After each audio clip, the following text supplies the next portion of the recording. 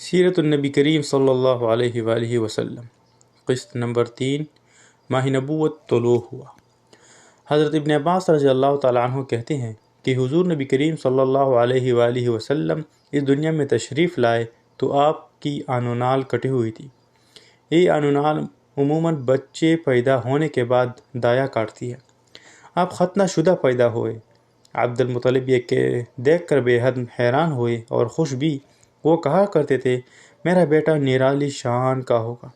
آپ کی پیدائش سے پہلے مکہ کے لوگ خشک سالی اور قحط کا شکار تھے، لیکن جو ہی آپ کی دنیا میں تشریف لانے کا وقت قریب آیا، بارشیں شروع ہو گئی، خشک سالی دور ہو گئی، درخت ہرے بھرے ہو گئے اور پھلوں سے لد گئے، زمین پر سبزہ ہی سبزہ نظر آنے لگا۔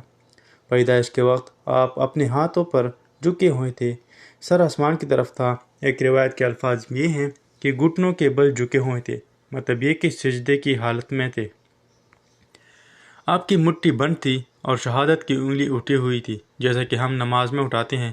حضور انور صلی اللہ علیہ وآلہ وسلم فرماتے ہیں جب میری والدہ نے مجھے جنم دیا تو اس سے ایک نور نکلا، اس نور سے شام کے محلات جگمگا اٹھے۔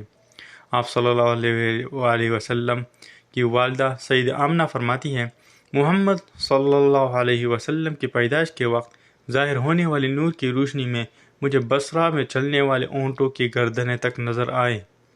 علامہ سہلی رحمہ اللہ نے لکھا ہے جب آپ پیدا ہوئے تو آپ نے اللہ کی تعریف کی۔ ایک روایت میں یہ الفاظ آئے ہیں اللہ اکبر کبیرہ والحمد للہ کثیرہ وسبحان اللہ بکرۃ واصیلا۔ اللہ تعالیٰ سب سے بڑا ہے، اللہ تعالیٰ کی بے حد تعریف ہے اور میں صبح و شام کی اللہ کی پاکی بیان کرتا ہوں۔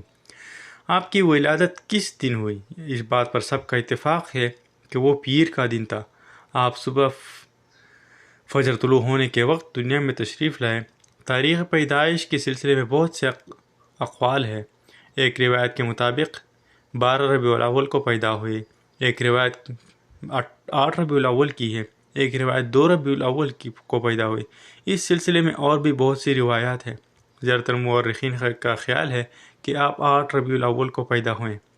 تقویم کے طریقے کے حساب سے جب تاریخ نکالی گئی تو 9 ربیع الاول نکلی۔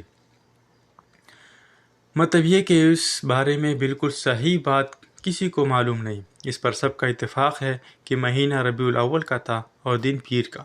یہ بھی کہا جاتا ہے کہ آپ کو پیر کے دن ہی نبوت ملی، پیر کے روز ہی آپ نے مدینہ منورہ کی طرف ہجرت فرمائی اور پیر کے روز ہی آپ کی وفات ہوئی۔ آپ عام الفیل میں پیدا ہوئے، یعنی ہاتھیوں والے سال میں۔ اس سال کو ہاتھیوں والا سال اس لیے کہا جاتا ہے کہ ابرہہ نے ہاتھیوں کے ساتھ مکہ مکرمہ پر چڑھائی کی تھی۔ آپ کی پیدائش اس واقعے کے کچھ ہی دن میں بعد پیدا ہوئی تھی۔ واقعہ کچھ اس طرح ہے کہ ابرہہ یمن کا عیسائی حاکم تھا۔ حج کے دنوں میں اس نے دیکھا کہ لوگ بیت اللہ کا حج کرنے جاتے ہیں۔ اس نے اپنے لوگوں سے پوچھا یہ لوگ کہاں جاتے ہیں؟ جواب ملا بیت اللہ کا حج کرنے کے لیے مکہ جاتے ہیں۔ اس نے پوچھا بیت اللہ کس چیز کا بنا ہوا ہے؟ اسے بتایا گیا پتھروں کا ہے۔ اس نے پوچھا اس کا لباس کیا ہے؟ بتایا گیا ہمارے ہاں جو داری دار کپڑا جاتا ہے اس سے اس کی پوشاک تیار ہوتی ہے۔ ابرہہ عیسائی تھا۔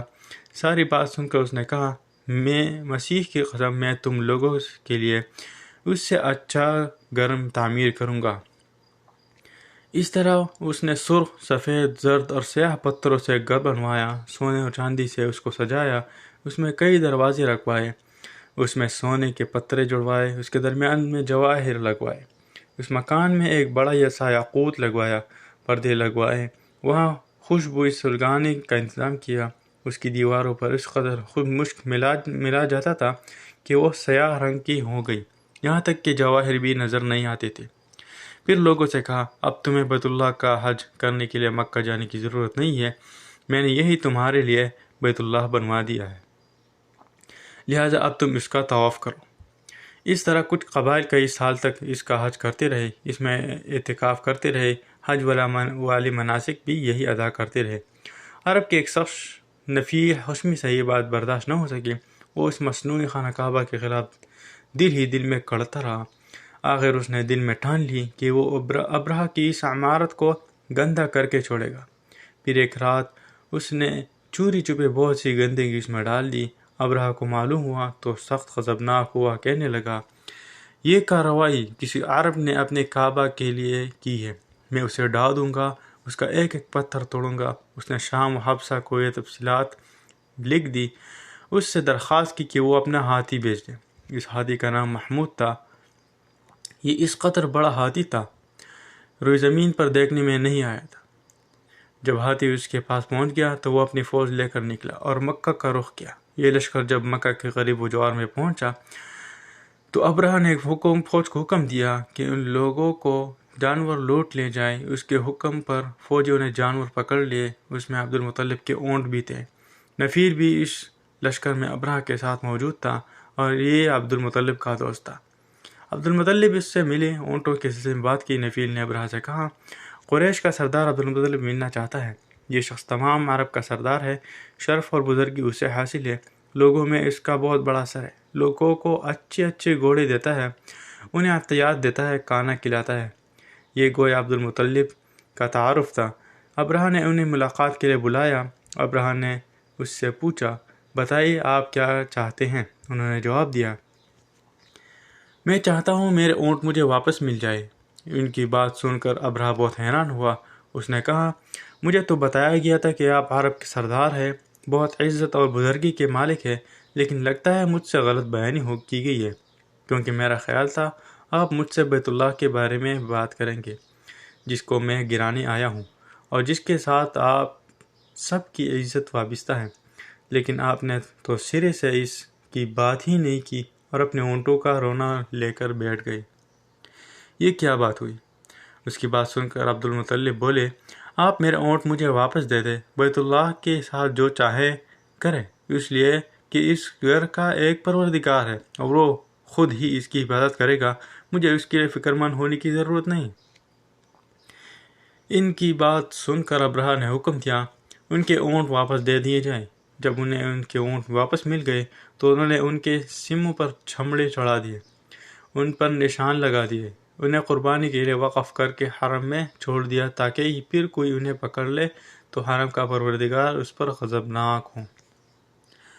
پھر عبد المطلب حرا پہاڑ پر چڑھ گئے، ان کے ساتھ ان کے کچھ دوست تھے۔ انہوں نے اللہ سے درخواست کی اے اللہ، انسان اپنے سامان کی حفاظت کرتا ہے، تو اپنے سامان کی حفاظت کر۔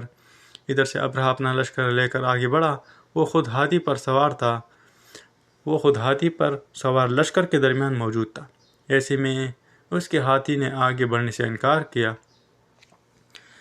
وہ زمین پر بیٹھ گیا۔ ہاتھی بانوں نے اسے اٹھانے کی کوشش کی لیکن وہ نہ اٹھا۔ انہوں نے اس کے سر پر ضربے لگائے، آنکھ چبوائے، مگر وہ کھڑا نہ ہوا۔ کچھ سوچ کر انہوں نے اس کا رخ یمن کی طرف کیا تو وہ فوراً اس طرف چلنے لگا۔ اس کا رخ پھر مکہ کی طرف کیا گیا تو پھر رک گیا۔ ہاتھی بانوں نے یہ تجربہ بار بار کیا۔ آخر ابرہہ نے حکم دیا ہاتھی کو شراب پلائی جائے تاکہ نشے میں اسے کچھ ہوش نہ رہے اور ہم اسے مکہ کی طرف آگے بڑھا سکیں۔ چنانچہ اسے شراب پلائی گئی لیکن اس پر اس کا بھی اثر نہ ہوا۔ ملتے ہیں اگلی قسط میں۔